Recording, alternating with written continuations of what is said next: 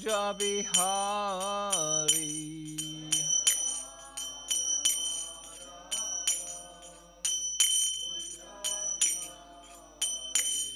Jaya Gopi Jana Vallabha Girivaradhari.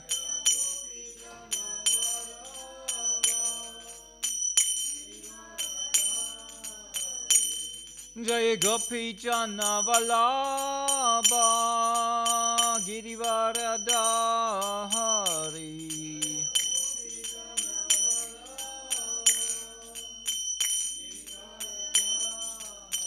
Yashoda Nandana Bracha Jana Ranjana.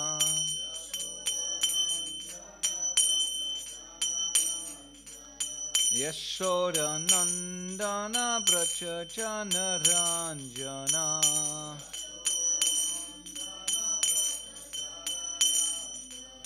Yamuna Tira Vanachari.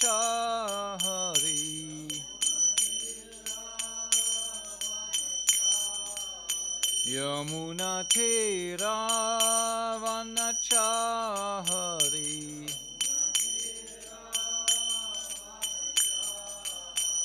Jaya Radha Madhava Kunja Bihari.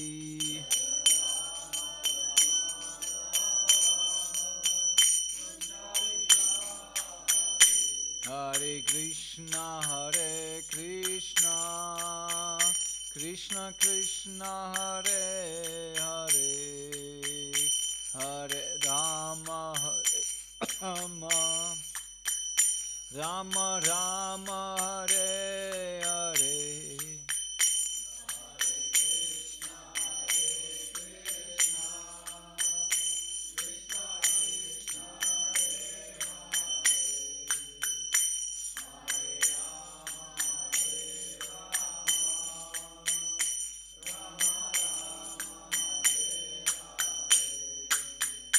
Hare Krishna, Hare Krishna, Krishna Krishna, Hare Hare, Hare Rama, Hare Rama, Rama Rama, Hare Hare, Hare Krishna.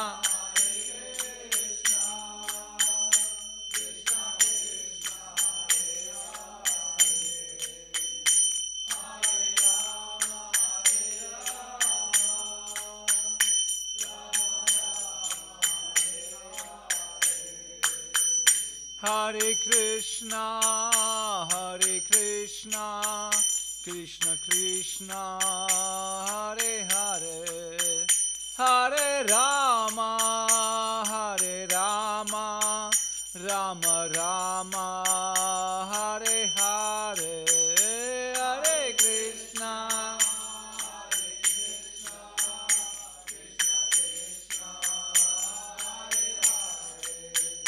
Hare Rama, Hare Rama,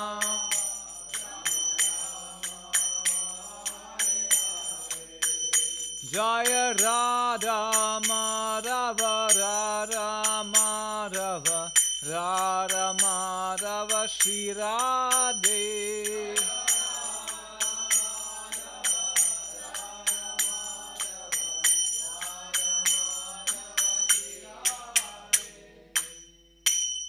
Jai Jai Shri Shri Radha Madhava ki Jai, Shri Shri Phalat Lakshmi Singhadev Bhagavan ki Jai, Srila Prabhupada ki Jai, Nitai Gaur Premanandi Hari Hari Bol. All classes and devotees, I forgot my classes. All classes and devotees, all classes and devotees, all classes.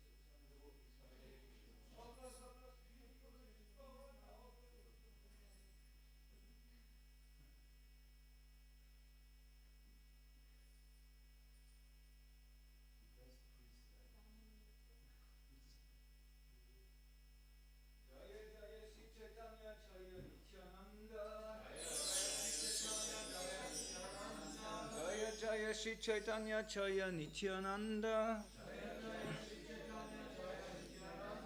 Jaya Dvaita Chanda Jaya Gaura Bhakta Vrinda,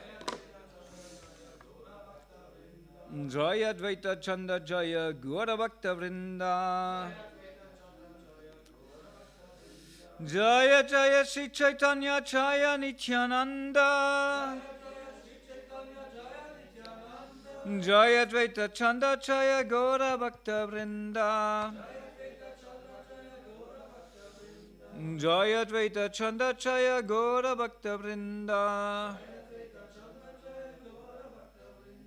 Hare Krishna, Krishna Krishna, Hare Hare, Hare Ram, Ram Ram, Hare Hare.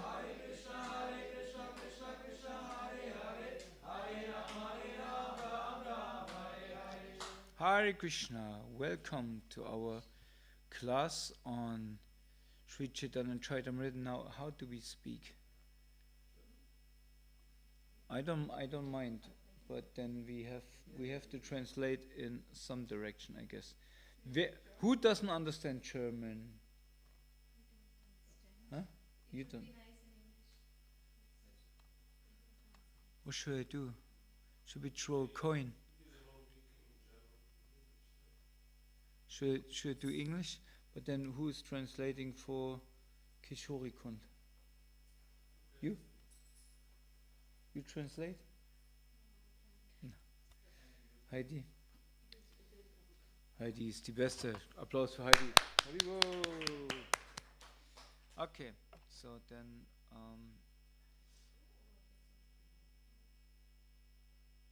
we speak about the Sri Chaitanya Charitamrita. That's a book what is very dear to all the Gaudiya Vaishnavas.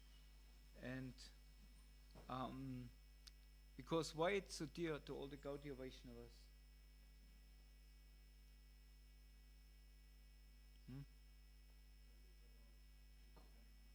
It's about Sri Chaitanya Mahaprabhu. And Sri Chaitanya Mahaprabhu is sort of the head of our, we can say Sampradaya, since he linked us into the Brahma Madhya Sampradaya, Brahma Madhva Sampradaya, and so therefore we belonging to the Brahma Sampradaya, the Sampradaya of Vaishnavas coming from Lord Brahma. We have one Sampradaya coming from Rudra, from Shiva, from the four Kumaras, and from Lakshmi. Yes, this is the Sri Sampradaya. So, and we are in the Brahma Sampradaya, in the line of Madhvacharya, and therefore in this line appeared or is linked in Sri Chaitanya Mahaprabhu. Therefore, we are technically called the Gaudiya Madhya, Brahma Madhya Gaudiya Sampradaya. Yes. And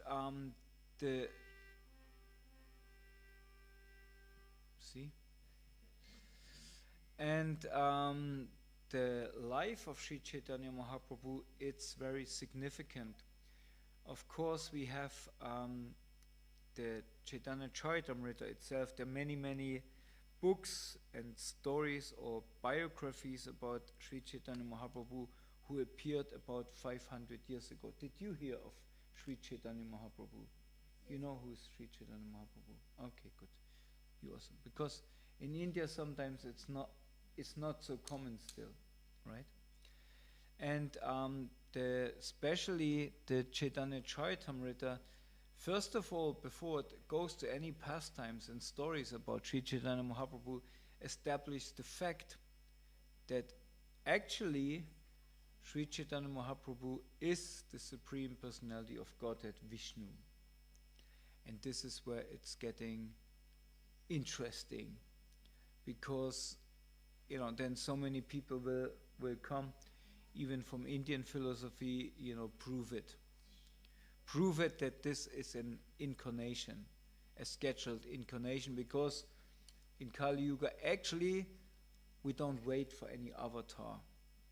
We all had in the other yugas, but Kali Yuga is so degraded that we don't have any avatar. Krishna or Vishnu doesn't appear in the Kali Yuga. But because of the Kali Yuga, so the great saints and devotees, they were begging the Lord to incarnate to save this Kali Yuga. And then we had, for example, Sri Advaita Acharya, who appeared before Chaitanya Mahaprabhu, who through his devotional service and his bhajan sort of lovingly forced Chaitanya Mahaprabhu to appear in this Kali Yuga. Thank you. So, and the Chaitanya Charitamrita, before, as we said already, before it starts to narrate any pastimes, is established the fact, the tattva, that Sri Chaitanya Mahaprabhu is none other than this personality who appeared as Sri Krishna in Vrindavan, and actually in the spiritual world in Goloka Vrindavan, residing there in this most ecstatic form as Krishna, who steals butter and herds the cows, plays with his boyfriends and girlfriends, right? And he is predicted in scriptures like the Srimad-Bhagavatam. They speak about a hidden avatar in Kali Yuga. So Krishna Das Kaviraj, the author of the Chaitanya Charitamrita, he established this fact and backs it up. Also, it's not just that he says it and we have to believe it. He backs it up with different scriptures and statements from authorities, and in this way we can understand his authority on the life of Sri Chaitanya Mahaprabhu. So now we are in the section of the Madhya Lila, and Madhya Lila, mainly there are different teachings. In the Madhya Lila, Chaitanya Mahaprabhu, he speaks to many people, of course, but three conversations would have quite of an instructive nature also for us later on, the followers of Sri Chaitanya Mahaprabhu. He has three instructive conversations. Can you tell with whom he spoke? What is these three main conversations in Madhya Lila? To whom did he speak?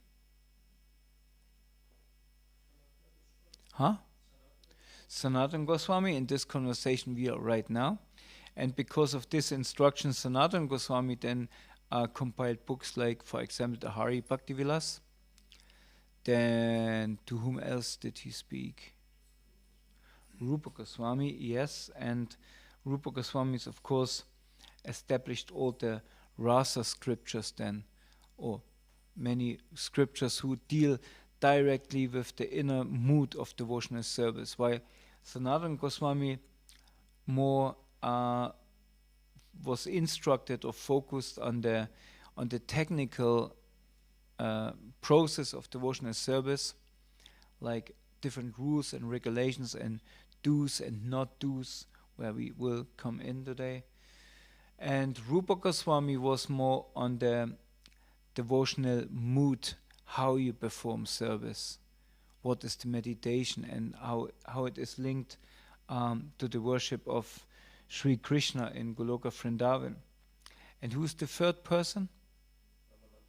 Yes, Ramananda Roy. So these are main, who are very instructive conversations. Mainly we find this in the Madhya Lila. And now we are on the conversations, and we set instructions to Sanatana Goswami, and he tells Sanatana Goswami in this chapter 22 about the process of devotional service. And so It's quite still was a long chapter, and we are in verse 119. Which one is on the blackboard? 129. Why we always put the last verse on the blackboard? Huh? Yeah, but I'm not sure if we will reach, because we have to read 10 verses, what had quite some content. Don't know if we will reach there. So I think, in my opinion, it's always better to write the first one.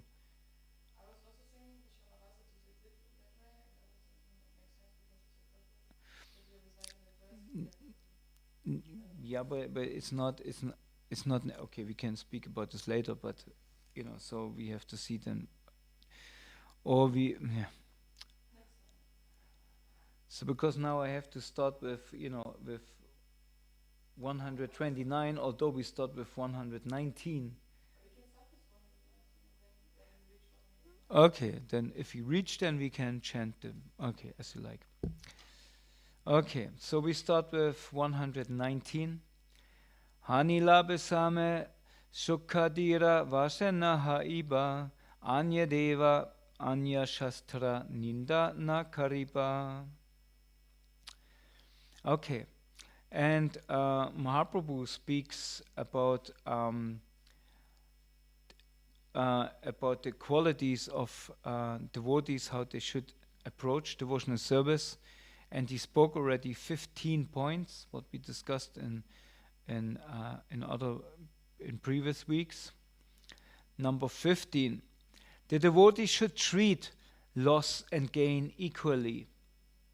Well, we understand this like Krishna says in Bhagavad Gita, one should be not disturbed if one gets something or loses something. The devotee should be always equipoised, meaning should be always cool about it, not be completely mad when he loses something, or very, very anxious if he loses something, but he should also not be completely overwhelmed when he gets something. He should see it all as an opportunity for service.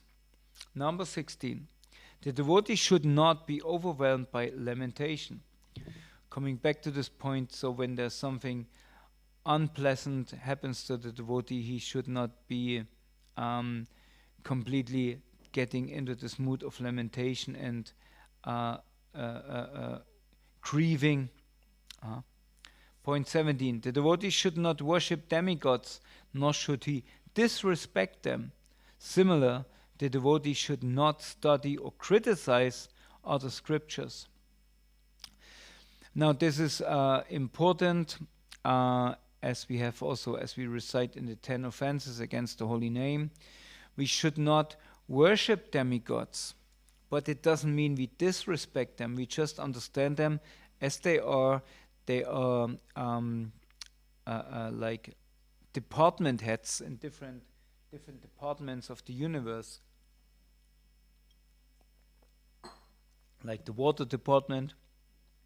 Who's responsible for the water department? Varuna Dev. Hello, Varuna.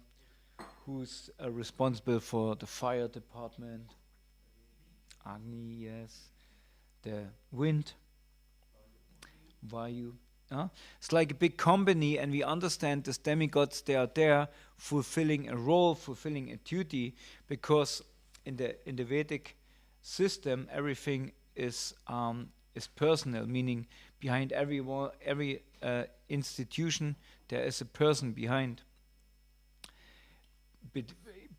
each and every department. And this is, I always bring this this example of the temple car. Everybody knows we have a temple car. Everybody drives with it. Nobody cares for it, right? But as soon you put somebody in charge of the temple car, it's getting maintained. Somebody looks after it. So therefore we see how important it is to have personality behind everything, because you have somebody to approach, or who's not completely annoyed. I mean, I'm completely annoyed. I want to, some information from some big company. You want to, phone telecom or something, and you go there, or your health insurance, and you go there and you speak. You don't speak, some computer voice is speaking to you, giving you all kinds of nonsense information you already know, you don't want to know, you just want to speak to a person. Or am I the only person who like to speak to machines? It's completely Kali Yuga, right?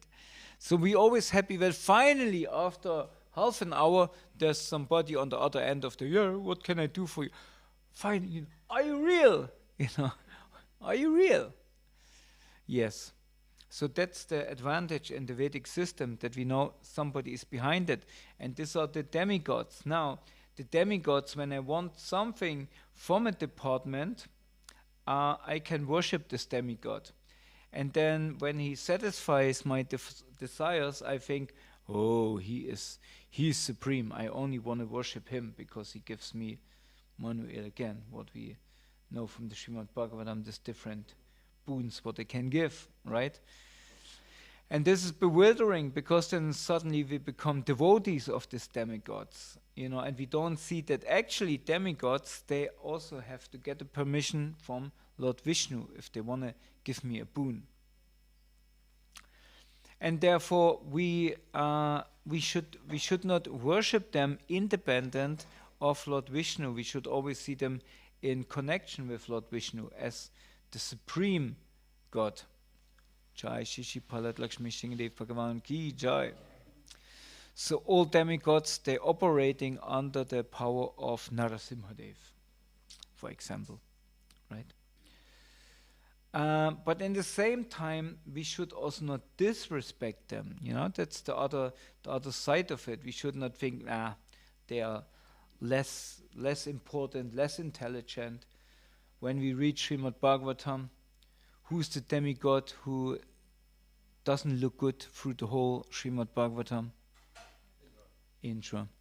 Indra gets it left and right. Although he is the in other scriptures, Indra is praised as the king of the demigods. Srimad-Bhagavatam doesn't care about this. He is just like, you put how you say in German, you say Fettnäpfchen, you put a mud puddle somewhere, sure Indra will step in, right? And then he gets defamed for it. So we should not think, he is stupid or whatever. We should not think like that. We should see it, okay, he has to fulfill the role, to set an example, to teach us. Therefore, he takes this unglorious position to be always chastised. I say, if in the time of marriage, the lady, she comes in the house of the husband, right? And there is the mother-in-law. And the mother-in-law has to teach her about the rules of the house. So because the mother-in-law, she doesn't want to be unpolite, or she knows it's sensitive. It becomes political, right? So she doesn't want to step into this trap. So in order to chastise or to tell the daughter-in-law what to do, she chastises her own daughter. I told you, don't put this pot here, put it over there. And the daughter, she's not, wait, baby, I was not doing that. It was her. She understands the plan of the mother. She says, Ayamati, very nice. Yeah, I will do next time. I will put it not on this place. I will put it in this place. Very good. In this way, the daughter-in-law, she will be instructed, because she hears it. She will be instructed without losing her faith.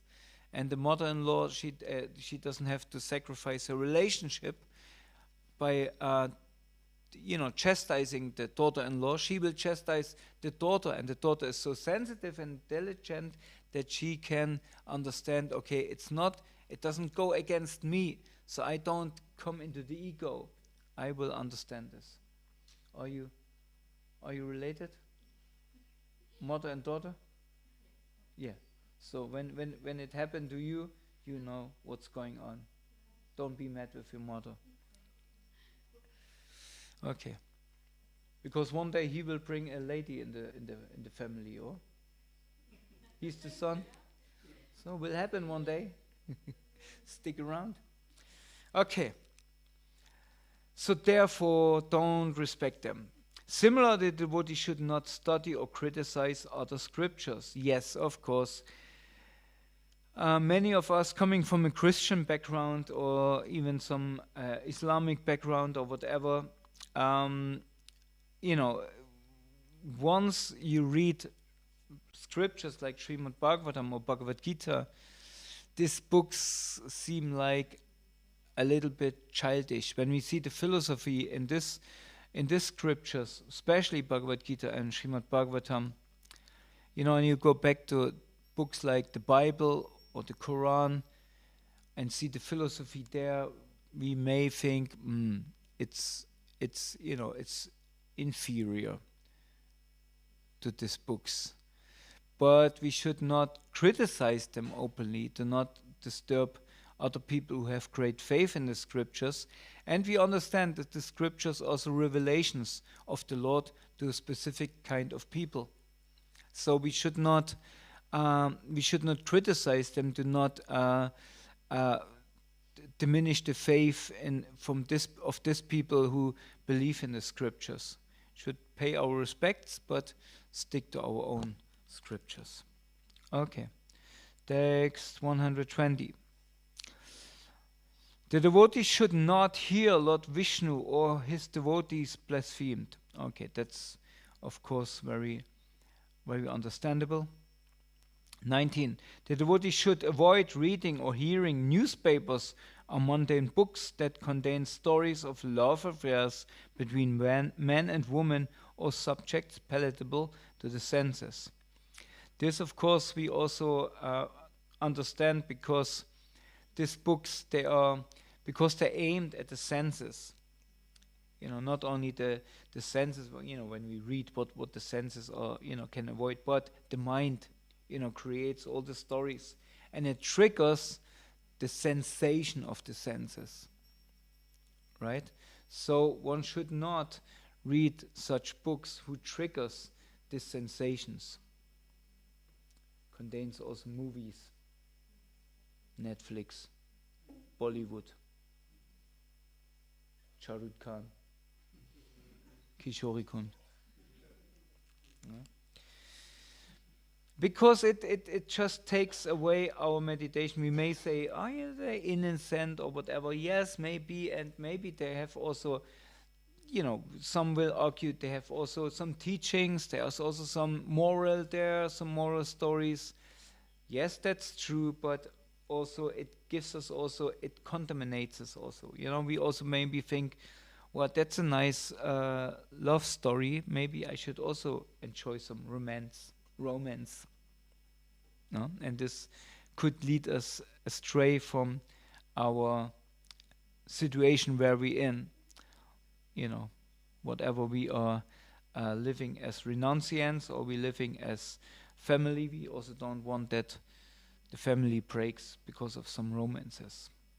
20. Neither by mind nor words should the devotee cause anxiety to any living entity, regardless how insignificant he may be.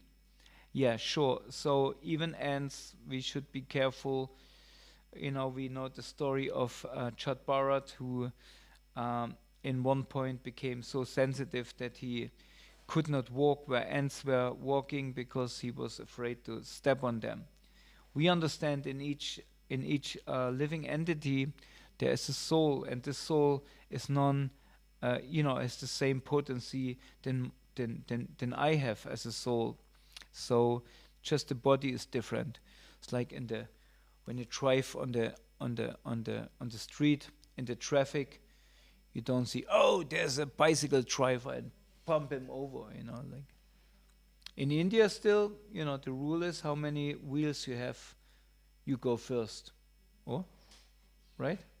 When you drive in India. My car has more wheels, I go first over the street. Still rule in India. But we don't do this here. Okay, there's even a short purport.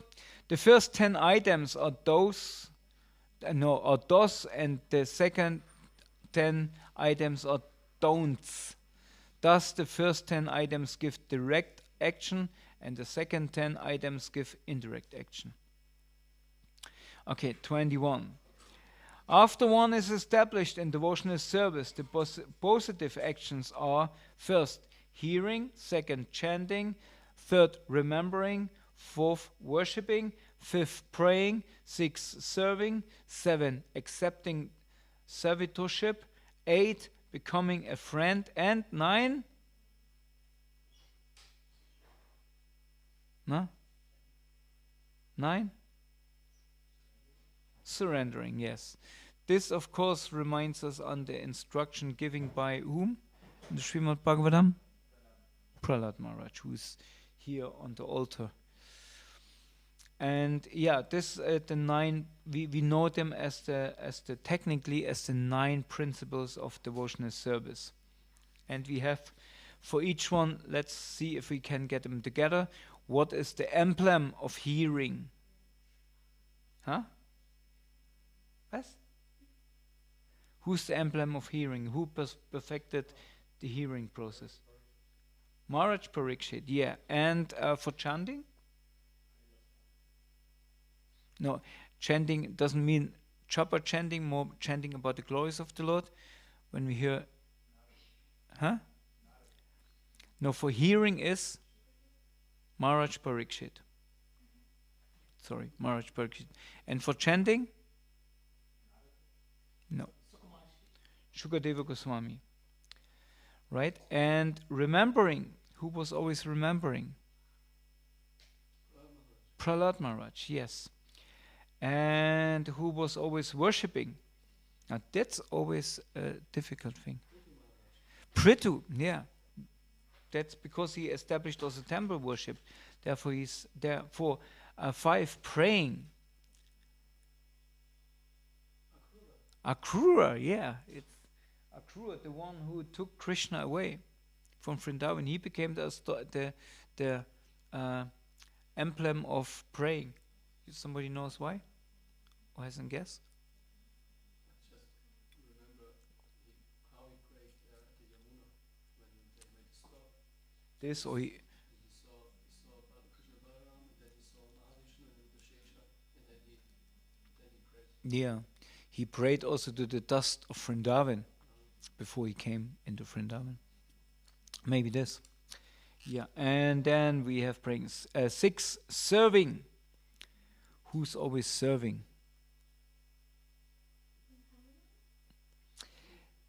Yes, it's Hanuman. We have also in 4 we have also worshipping, and there sometimes says no, it's 7. Accepting servitorship. This is a little bit confusing. What you see under accepting servitorship? Becoming a servant, or? And I think this is Hanuman, and then serving is Lakshmi Devi. 8, becoming a friend. That's easy. Yes, very good. Sure, you know everything this morning. You slept well. And 9, surrendering fully. Ambarish, yes. Ambarish Maharaj. No. Took all, yes. Yeah, exactly. Say it. Who stepped Krishna on the head? Huh? Yes? No. Bali Maharaj, yes. Okay, see, good that we refreshed it. Okay, now 22. One should also 10 dance before the deity. So who like to dance before the deity? Do this as long as you can. My guru once said, dance as long as you can in front of the deity and eat as much as you can prasadam when you're young. There will be a point you will be too old to dance in front of the deity, or not like that. You know, you can maybe makes them hobble a little bit, but not like we are famous for, right? So dance in front of the deity. And 11, sing before the deity. So it comes together. Many of you like to sing in front of the deity. Oh, like Kripa Sindhu Prabhu likes to sing. So many, everybody likes to sing in front of the deity. 12, open one's mind to the deity. Do we do that? Do we open our mind in front of the deity? What does it mean? What reminds you about this? Open your mind in front of the deity. What could it mean? Actually, I wanted to ask you about this point. Maybe you can tell us how to do it. One thing I think of is it's advised to write a letter, for example. You write a letter and then you give it to your puchari, and the puchari gives the letter to the deity. That's one way. But what I was thinking in this is simply pray. Pray in your own language. Pray in your own. Reveal your mind. And of course, it's not. It's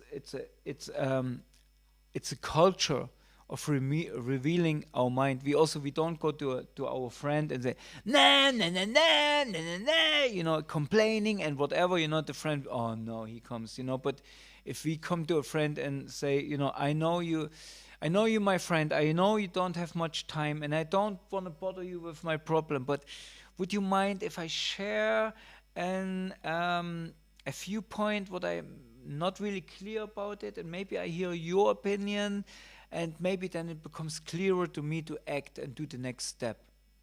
Sounds much better than just coming and start to complain. The same way, when we pray to the Lord, there is a process how we do it. First that we come to the Lord and praise Him, speak about His good qualities, and then we may reveal our concerns, our needs, our thoughts, whatever we have, and then in the end we praise Him again. So yeah, that's what I would say is open one's mind, meaning praying in your own language. Or Kripa Sindhu, do you think is this enough? I was asking you that, actually. I don't know. I would like to be eager to know more about it. Yeah, there's so. I only thought about this to write, to open yourself and write. Yeah, that's a good way. I thought of praying. Is there somebody else have an idea how to open one's mind in front of the deity?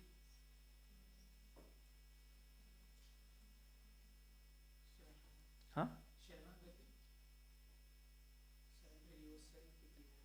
Yeah, but this is a process itself. It's how you open your mind in front of the deity. Of course, you could say Sharanagati is one.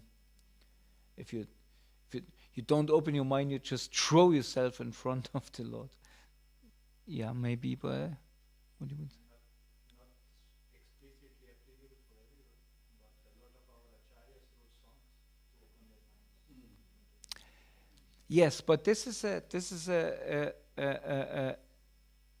that comes later on. Comes offering prayers and suitable prayers, and I would put this more in this category, because the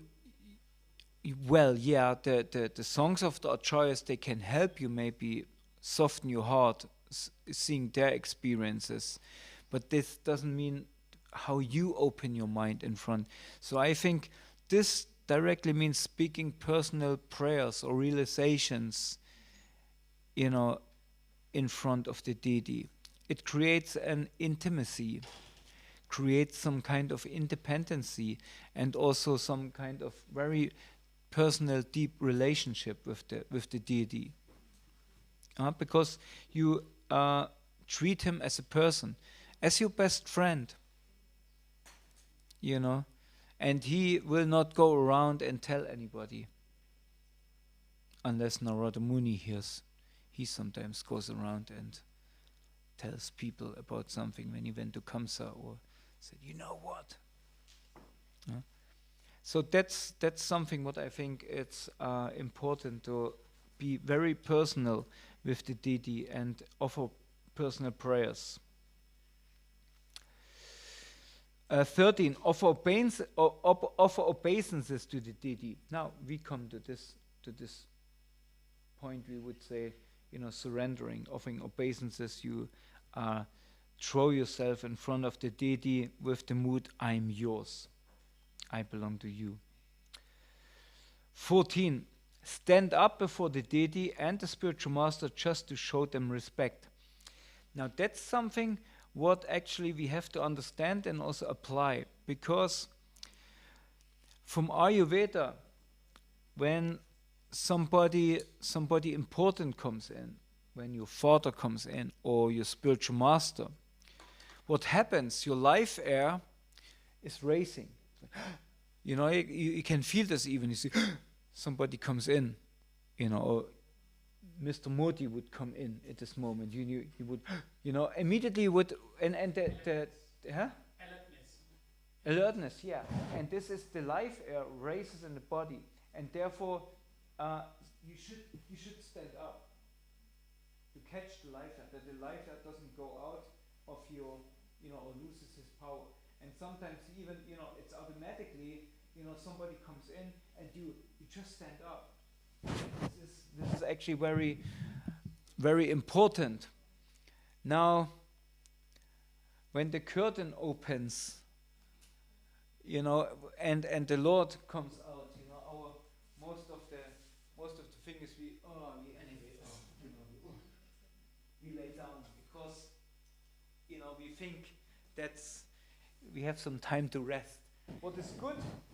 Lay down. But first, we should stand up. We should stand up, and this is, to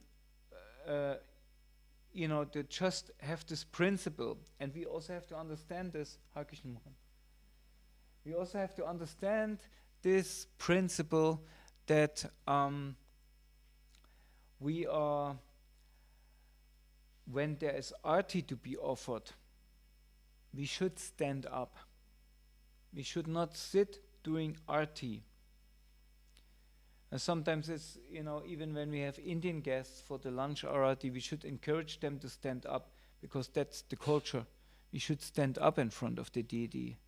We should not sit, especially when arati is offered, because during this time of arati, this is something what is respectable. We all receiving the Lord in this process of arati. And we should, he is the one who is being honored. He should be offered a sitting place. This is what we do doing puja, And so we should all stand up and praise him. Of course, then later on we sing the Singer Pranam. This is considered not arati anymore, therefore we're sitting down there. But this is the principle. So what else?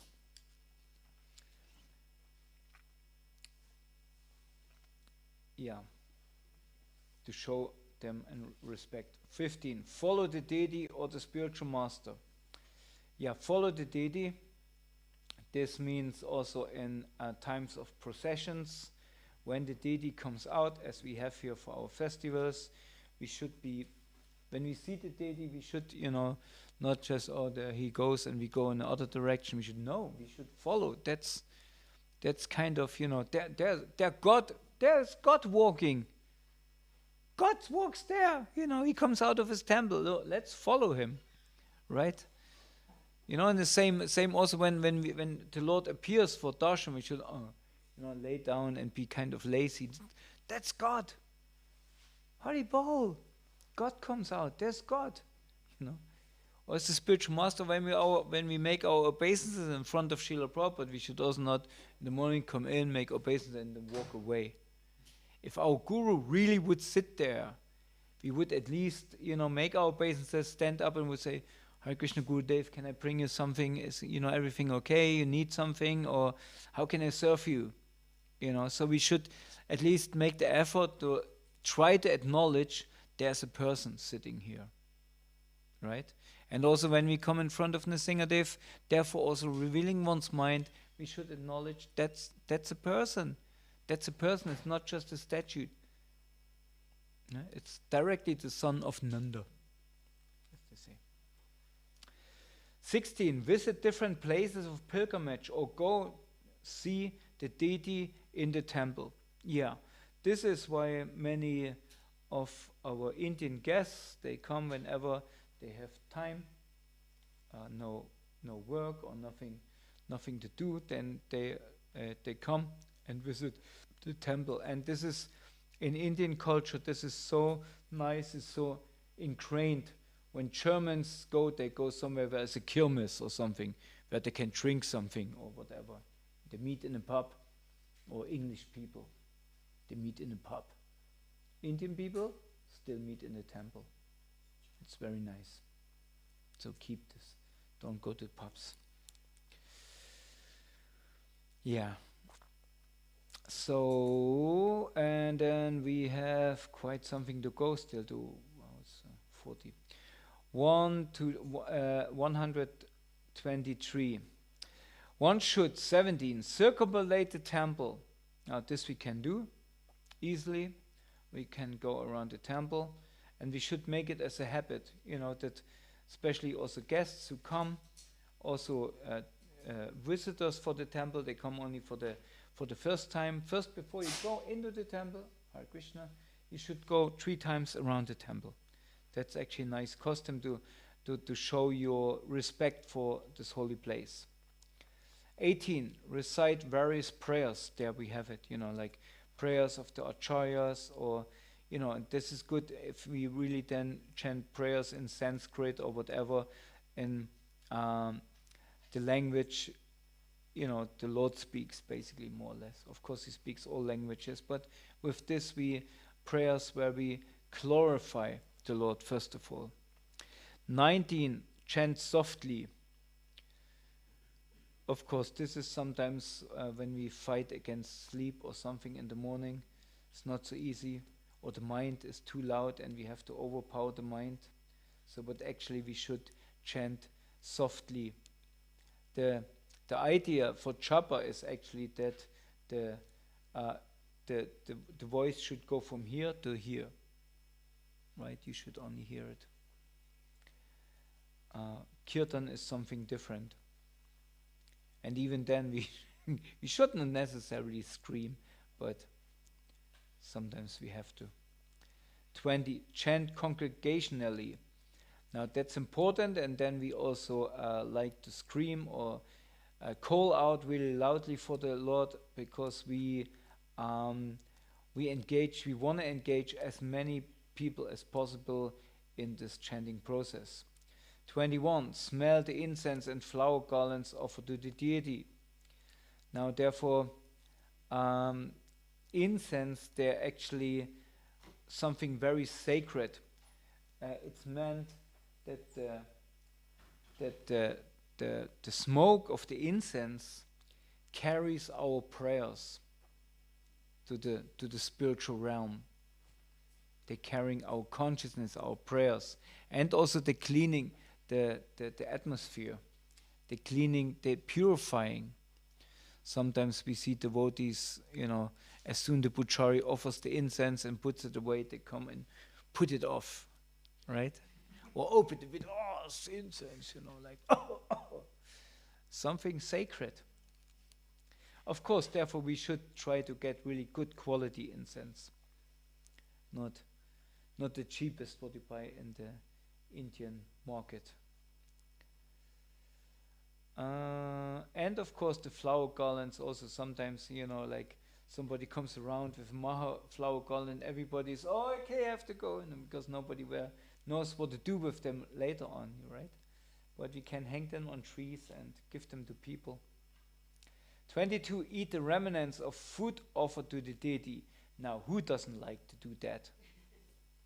Right?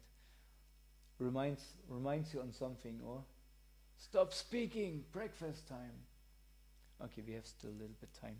But of course, the remnants of the deities, especially when prepared by excellent cooks who are very pure in their habits and in their behavior and their lifestyle, this gives great pleasure to the Lord. He likes to accept such foodstuffs, and therefore the devotees, they like to take the remnants of this of this food source. Especially somebody, you were in Jagannath Puri, somebody was in Jagannath Puri? One? You ever went to, no? Anybody else? Oh yeah, you were.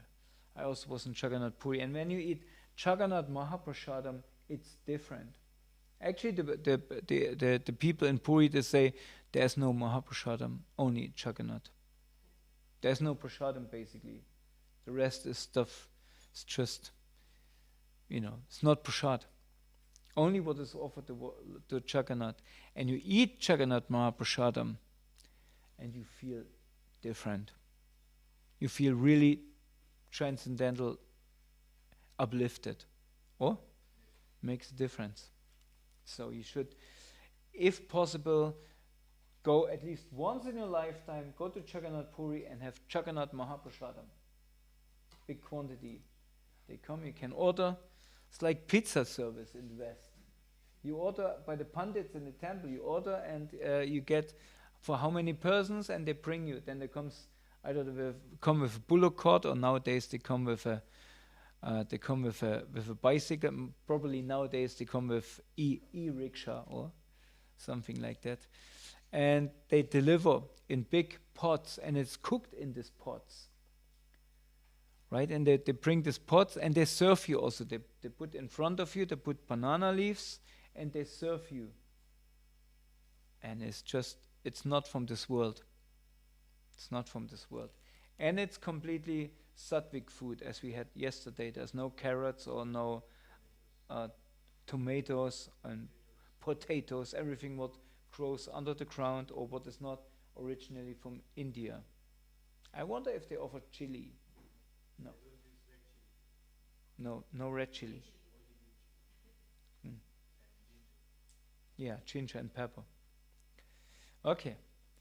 124. One should 23 attend arati and festivals. Yes, of course, we are expert in this. We like to come for arati. We like to see our Nrsingadev worshipped, and we like to offer festivals to him. Especially we as a temple community, this festivals is an offering, and we do this that other people, pilgrims and guests can come to attend these festivals.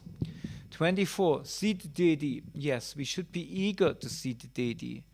Once a day or whatever, we should, especially when we live here, Murari, Charu, every day we should think, I didn't see Nrsingadev. I spent the whole time in the school looking at my teachers, but I didn't look at Nrsingadev.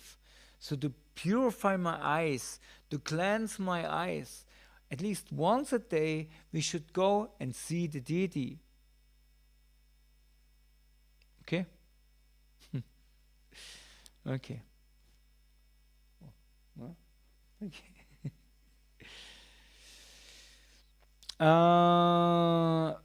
25, present what is very dear to oneself to the deity. Now, that's difficult, right? What is very dear to me, I should give to the deity. But it's like, if you really love somebody and you have something what is very valuable to you, it's easy to give to that person. Maybe gives a little, but fine. Actually, I love you, therefore I give it to you. Right? Even it's very dear to me. But this is a process of what teaches us to be detached. I got a new iPhone, I give it to Nrsingadev. Right? Can we do that? Maybe not. But when we give, it should be a little bit a stinging in the heart. Then we know that we really give. If you don't have the stinging in the heart, you not really give, because you give whatever. I have a new iPhone, I give my old iPhone to the deity. Something like that. Sometimes we see people come and say, oh, we don't need this anymore. We had sometimes people, they came when our kids were still younger. We lived in a temple. Some pilgrims or some guests came, and they gave old toys from their kids. Some wheels were missing, and they were not functioning anymore. So we were thinking, okay, it's not really nice It's nice, at least the sentiment is nice, but how our kids then should play with broken toys. It's kind of silly. So we should not have this mentality. Whatever I don't need, I can give to the deity. No, we should actually think, what does the deity need? And therefore many pilgrims come. They come with bags of rice, with dal, with ghee, vegetables, incense, whatever. They think, okay, that's the need for worship. Coconuts, camphor, nuts. I give a whole list. Or for festivals, for Nrsimha Chaturdasi or something, one can easily approach the temple or the pujaris and say, what Nrsimhadev needs. Does he need a new crown? Does he need new jewelry or new clothes? How I can contribute something? Let's get something valuable for the Lord. Like that. Meditate on the deity. Of course, that's very good if we can do this. And 27 to 30, serve those related to the Lord. And now here comes a little explanation in the next verse. Tadiya means the tulsi leaves, the devotees of Krishna, the birthplace of Krishna Mathura, and the Vedic literature Srimad-Bhagavatam. Krishna is very eager to see his devotees serve Tulasi, Vaishnavas, Mathura, and Bhagavatam. And there we have a short purport. After item 26, meditation, the 27th is to serve Tulasi, the 28th is to serve the Vaishnavas, and 29 is to live in Mathura, the birthplace of Lord Krishna. And the 30 is to read Srimad-Bhagavatam regularly. The 30th is to read Srimad-Bhagavatam. So we have here serve Tulasi, serve the Vaishnavas, live in Mathura or any place close to or where the Lord appears, like Simhachalam, or the birthplace of Lord Krishna, and to read Srimad-Bhagavatam regularly. And this also corresponds with Rupa Goswami's 5 limbs of devotional, or what is mainly of devotional service. 126. One should perform all endeavors for Krishna. 32. One should look forward to his mercy.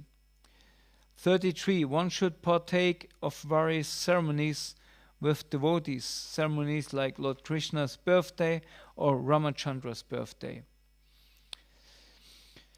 One should perform all endeavors for Krishna. One should always try to connect one's endeavor for Krishna. That's what he teaches us in Bhagavad Gita. One should look forward to his mercy. Of course, this is also clear. One should partake in various ceremonies with devotees and celebrate those ceremonies like Krishna's birthday or Ramachandra's birthday, or here Narasimha Chaturdasi. 127.34, one should surrender to Krishna in all respects. 35, one should observe particular vows like Kartik Vrata. These are some of the 64 important items of devotional service. 128. One should associate with devotees, chant the holy name of the Lord, hear Srimad-Bhagavatam, recite at Mathura, and worship the deity with faith and veneration. Let's come to our final verse. Sakala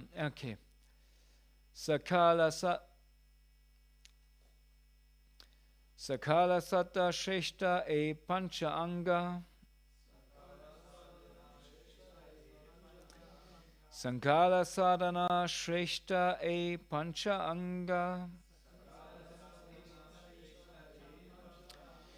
Krishna Prema Chanmaya e Panchera Alpasanga.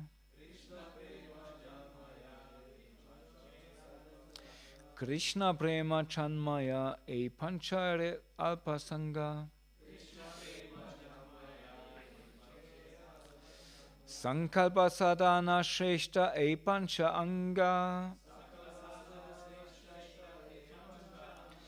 Krishna Prema Chanmaya E Panchera Alpasanga Hare Krishna Krishna Krishna Hare Hare Hare Ram Ram Ram Hare Hare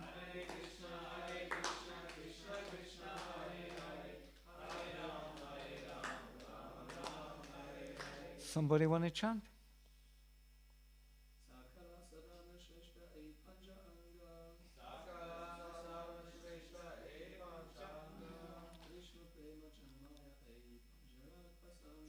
Krishna prema chanmaya e pancha Krishna Prema Chanmaya E Pancha Salpa Sangha sanga.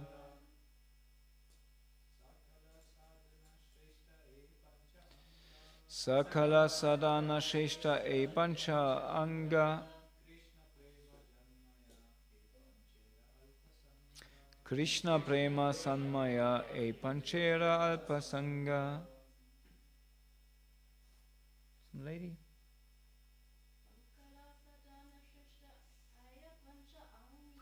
Sakala Sadhana Shrestha E Pancha Anga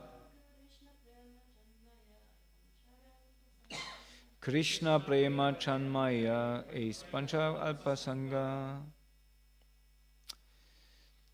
Okay. Sakala Sadhana, of all items for executing devotional service.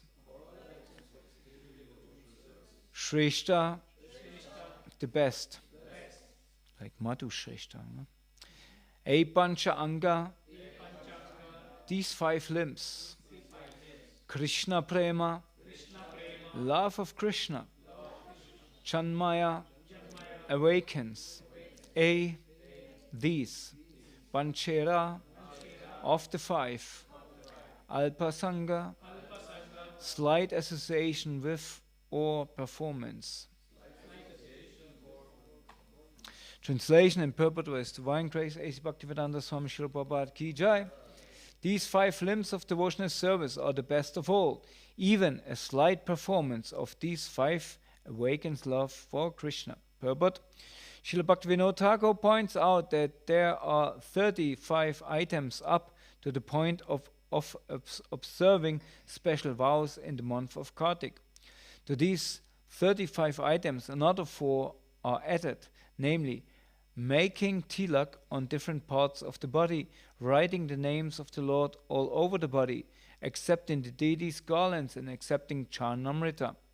These 4 items are understood to be included by Kaviraj Goswami with Archana, worship of the deity. Although these items are not mentioned here, they are to be added to the previous 35 items. Thus, the total number becomes 39. To these 39 should be added 5 others. Association with devotees, chanting the Hare Krishna Mahamantra, reading Srimad-Bhagavatam regularly, reciting in Mathura, the birthplace of Krishna, and worshipping the deity with great respect and veneration. The 39 item plus these 5 comes to a total of 44.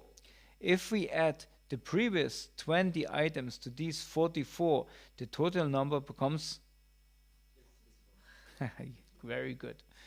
These 5 items mentioned above repeat previously mentioned items. In the Bhakti Rasamrita Sindhu, Rupa Goswami states, the glorification of these 5 items, association with devotees chanting the holy name, and so on, is to make known the complete superiority of these 5 practices of devotional service. The 64 items of devotional service include all the activities of the body, mind, and senses. Thus, the 64 items engage one in devotional service in all respects. Srila Prabhupada Ki Jai. Okay, we did it. Any questions and answers or any suggestions? Heidi.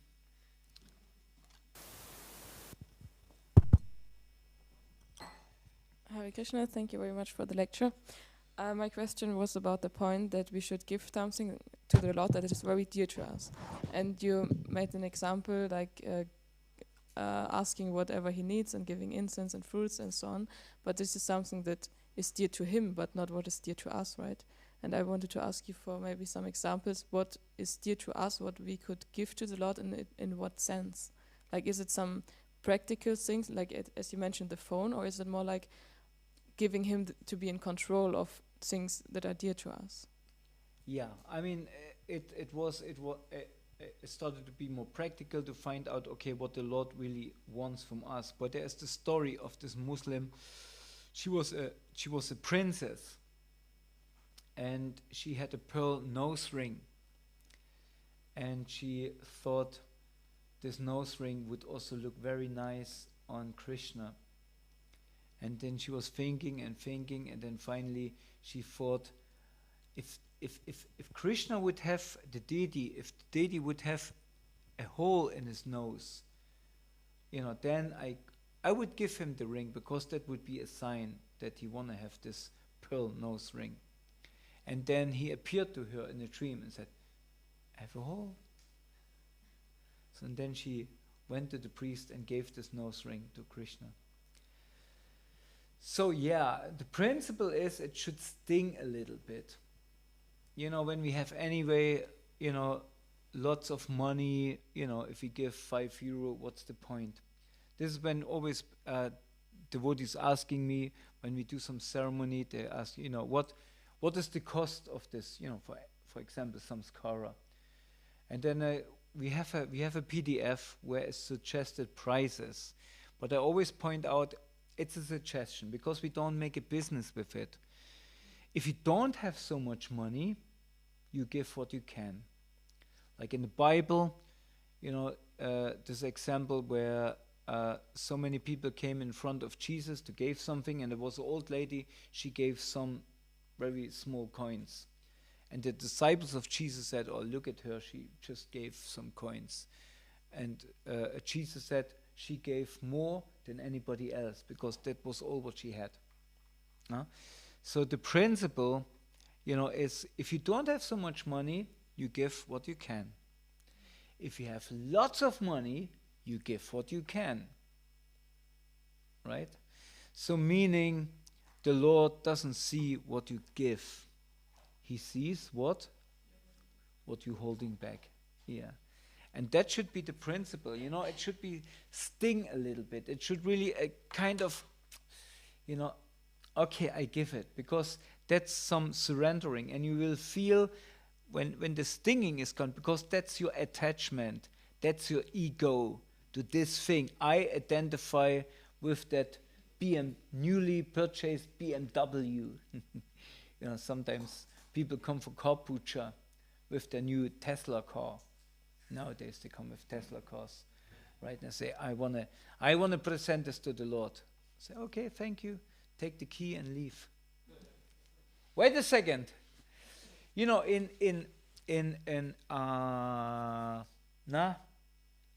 Tirupati. You were in Tirupati? Yeah, you were in Tirupati. When you give something there to the deity, you can't take it back. It's not allowed. It's not like here, you can, some I have a nice necklace. Can you offer to the Lord? Okay. What? I want to have it back. It's sort of the sentiment is there. Yes, okay. Whatever I get, first I give to the Lord, and then I take the prasadam. Right? It's like we cooking only because we are hungry, we want to eat something, and we want to eat what we like to eat, pizza. And nothing I have here, pizza. Okay, let's have it. Right? So we should. Okay, the story goes in Tirupati. I don't know if it's true, but it sounds very nice. You can tell me if you heard a similar story. There was once a young couple. They just had a baby. And in Tirupati you have these huge hundi boxes, right? They're very big. And this couple, they climbed up. And also you should basically put you should, when you have a new baby, you put him on a scale, and then on the other side you place coins, money, and it should equal the weight of the baby, right? And then this money you give to Balaji, to the deity Venkateshwara. And there was this young couple with the baby, and they scaled, and took all the money, and they went up to the hundi. You have to go upstairs, some kind of stair. It's like a ladder. You have to climb up to the hundi box, donation box. And they want to put the money inside. And why they put the money inside? The baby fall inside. And then the Pandit said, you gave to Balaji, you cannot take back. Whoa. Just imagine, your little baby boy. Huh?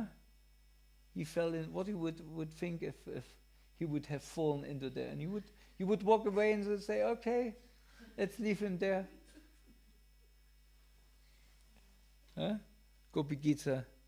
Murari fall in the hundi box. There are moments where we think, take him, give him to the hundi box. Well, of course, we would not. But they accepted, because the Pandit said, you gave to Balaji, you cannot take back.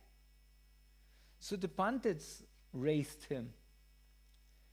And I heard that now he's a Pandit, a priest himself there. True? See? It's true. So, but that's surrender. What is very dear to you. Your baby fall inside. That's special, right? So you can, this is the mood of, something what is dear to you. But does it need to be some gross things, like as you mentioned, money or anything, or can we also get it in a metaphorical way, in a subtle way, like some attachment we have of things we want to be in control with, like we give it to the Lord, we should be in control, also when it's hard to give up anything, any ideas we have. Yeah. Yeah, therefore we reading, we giving up our life philosophy and adopting the philosophy of Krishna. Therefore, Bhagavad Gita as it is. We read Bhagavad Gita as it is and not as we want it to be. There's so many Bhagavad Gitas out there, Bhagavad Gita, how I want it to be. So many people reading Bhagavad Gita and, what is Krishna saying? Oh, here in the end he says, do whatever you like. He says, right? He says to Arjuna, he says, now you do, I told you everything, do whatever you want. Wow, that's most important. Not savadama parichacha. No, he says, do whatever you like. That's meaning of Bhagavad Gita. No, but this is now how we like to understand it. He says, do what you like.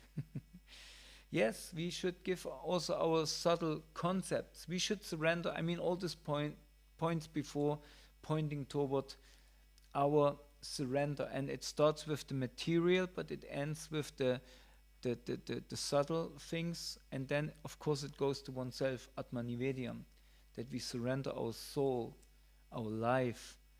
That's the most precious things what we have. Therefore, people enter the temple. Actually, people who enter the temple should enter with the mood, I surrender my life. Not just, I just don't know what to do at the moment.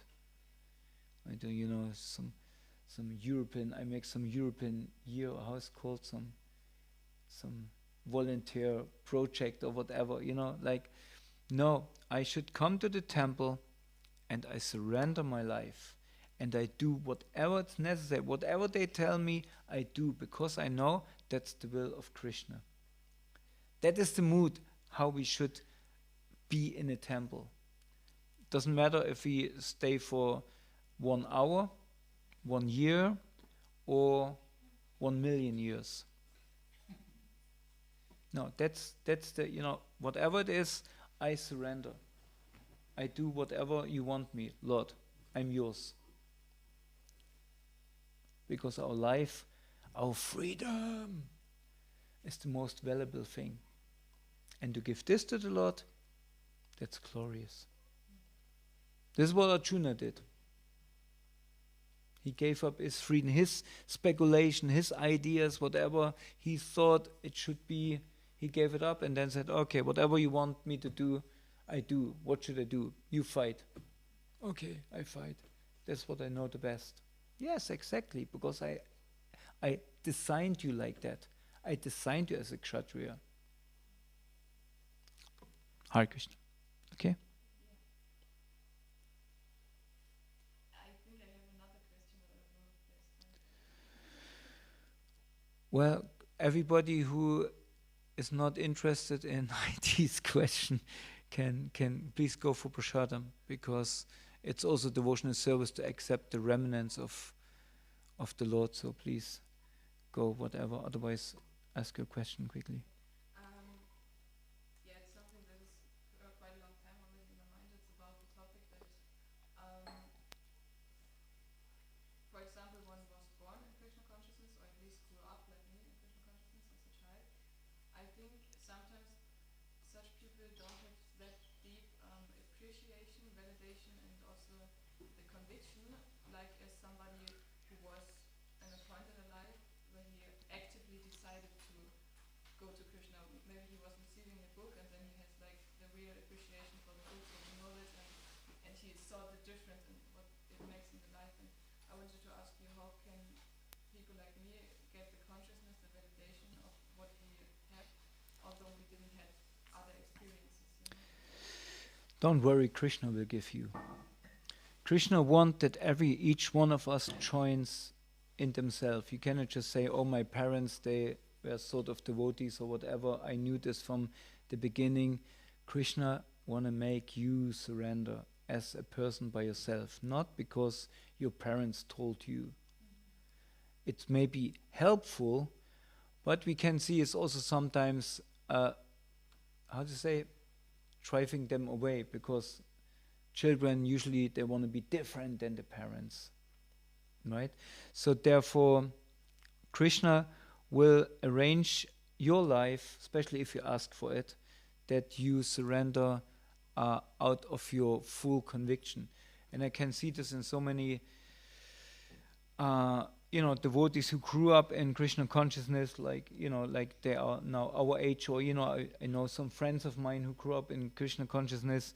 They had a period where they were away, and then they had a period where they suddenly all came back, and then they knew that's it, that's my life plan. Now I want to do it.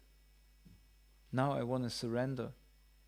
And then that's glorious, because then Krishna knows, okay, now you really come because of you, not because of some habit or whatever, and many, you can ask them, whoever in our community, we have some who grew up, and many went through some dark patches where the really Krishna tested them. And you have, for example, the Amish people. The Amish people, there's some kind of Christian sect in America. When they're teenagers, they come out of teenaging, they're reaching 19, 18, 19 or something like that, they are be pushed out of the community. The Amish, they're a very closed community. They don't use any electricity, or the hardcore, the smarter Amish. They don't use any electricity, don't use cars, they live very traditionally, only by the land and by, whatever, by the work. And but it's a very loving community, because they really care amongst each other. And when the teenagers, they reach 19, something like this, they are pushed out of the community. They have to go. They push them out. Go to the world. And they're not allowed to come back, I think, for 2 years. And then they have the freedom to come back. And most of them come back, because first of all, they see, what I experienced out there. And some of them, they do drugs, they do, all kinds of stuff. They make the experience, and then they come back and say, no, we want to be just back in this community. We just want to live the lifestyle of our parents. What we experienced there, although it's called like freedom, it's actually miserable. Right? And this is, how Krishna wants us sometimes to, he sends us out, gives us our experience. We see this in many Gurukulis, they're drifting off, but somehow they come back because they cannot forget what they learned when they were young. So be aware, Krishna will call you in a very personal way one day. Charu. Okay? A bit, yes. Okay, good. Thank you very much. Sorry for running over late, but we covered quite some verses also. Hare Krishna. I wish you a wonderful day in Krishna consciousness and ask for your blessings that maybe one day I can serve you and you can be happy with me and not disturbed. Hare Krishna.